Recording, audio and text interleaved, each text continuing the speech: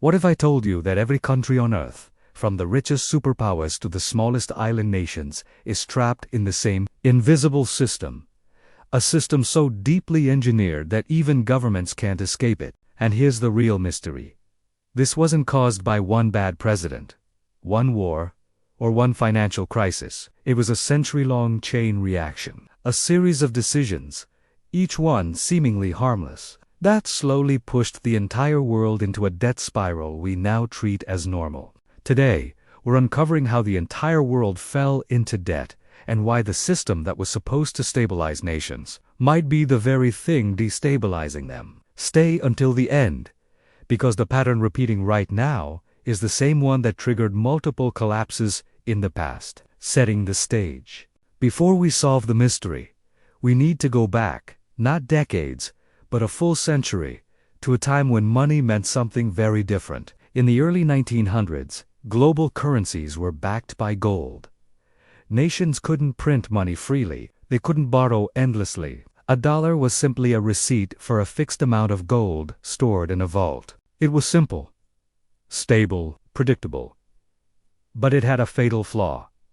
Governments hate limits. World leaders, central bankers, and emerging financial powers began to realize that the gold standard made it impossible to fund massive wars, rebuild economies, create new welfare systems, or respond to crises. The world was changing faster than gold allowed. And then, the first big crack appeared. Origins of the global debt system. World War I. The first breaking point. When World War I erupted in 1914, nations suddenly needed money, far more than they had gold to back it. So governments quietly suspended gold convertibility and printed whatever they needed. Debt skyrocketed overnight. But here's the twist. When the war ended, countries tried to return to the gold standard. However, the numbers no longer made sense. The currencies had been inflated so much that their old gold values were impossible. This created the first global debt imbalance, setting the stage for the 1929 Great Depression. The interwar domino effect. After Germany was forced to pay impossible reparations. Britain struggled to return to gold at pre-war rates. The US became the world's creditor, lending instead of borrowing. This imbalance was like a pressure cooker. For the first time, the world realized something terrifying. When nations are interconnected, one country's debt becomes every country's problem. Rise of the new financial order, the Great Depression, and the death of the old system in 1929. The global system finally snapped. Banks collapsed, currencies failed, and unemployment exploded. Nations once again abandoned the gold standard, some temporarily, others permanently. But this time, something new emerged. Central banks became the world's most powerful institutions. They gained the ability to set interest rates, control the money supply, stimulate economies during crises. The world entered a new era, the age of controlled currencies. World War II and the birth of Bretton Woods. By the end of World War II, global debt had reached unimaginable levels. So in 1944, the world's leaders met in Bretton Woods and created a new system. Every currency would be pegged to the US dollar. The US dollar would be pegged to gold. This placed the US at the center of global finance, a position it still holds today. But the system depended on one assumption. The US would never print more dollars than it had gold to back, and that assumption didn't survive the next crisis. The breaking point. The 1970s. The decade everything changed. By the 1960s, America was funding the Vietnam War, the space race, new social programs, and it was printing more money than gold reserves could support. Countries around the world panicked. They began demanding gold in exchange for dollars. Gold was flowing out of the US at a dangerous rate. So in 1971, President Richard Nixon made a shocking announcement. The US would no longer exchange dollars for gold. The gold standard was over. This was the single most important financial decision of the century, because the moment money was no longer backed by anything, not gold, not silver, not commodities.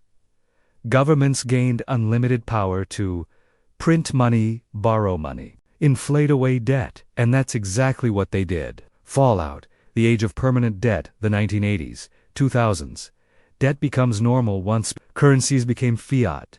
backed only by government promises. Global debt began compounding like a snowball rolling downhill. Countries borrowed more to fund development banks, created new credit systems, financial markets exploded in size. Consumer credit became standard, crises became more frequent, debt was no longer a sign of weakness. It became a tool of economic growth. But every tool has a cost. The 2008 crash, the warning we ignored by 2008, the system cracked again, this time through the housing market. Debt levels were so extreme that when banks failed, governments had to bail them out by borrowing even more. It was the moment the world realized debt doesn't just cause crises, it is now the only way we recover from them. And that brings us to today. Modern parallels and shocking data right now. The world is in the largest debt cycle in human history. Global debt is over $315 trillion. The US alone owes over $38 trillion. The EU carries around $14 trillion. Japan owes nearly $9 trillion. Developing nations are drowning in interest payments. Even countries with massive resources, oil-rich states, export giants, industrial powers are trapped. Why? Because once you remove limits from money, debt becomes infinite. And the patterns repeating today match almost perfectly with past crises. Massive money printing, rising interest rates, falling productivity, widening inequality, currency devaluations, government overspending. The same patterns that led to the 1929 crash, the 1970s inflation, the 2008 financial crisis, are all happening again. The details change. The cause-and-effect chain does not. Failed fixes. Governments have tried everything. Raising interest rates, lowering them, quantitative easing, currency manipulation, bailouts, austerity stimulus packages. But each solution creates a new problem. Print money gives inflation, raise rates gives recession, borrow more gives bigger future collapse. The entire system is built on debt, so every fix only buys time. And time is running out. Final section takeaways, plus warning, plus C. TA3 takeaways 1. Debt isn't a mistake, it's a design. Modern economies require constant borrowing to function. 2. No country is safe. Even the richest nations are trapped in the same cycle. 3. Understanding the past reveals the future. Every major financial collapse followed the same chain reaction. And we're repeating it. A final warning, the world won't collapse overnight. But history shows that when debt becomes infinite, currencies eventually become worthless. The question isn't if the system will change, it's how and when, and who will control the new rules. Call to action if you found this breakdown useful and want more deep dives into global finance, economic history, and the hidden systems shaping our world. Make sure to like, subscribe, and share this video. And let me know in the comments, which part of this 100-year story shocked you the most?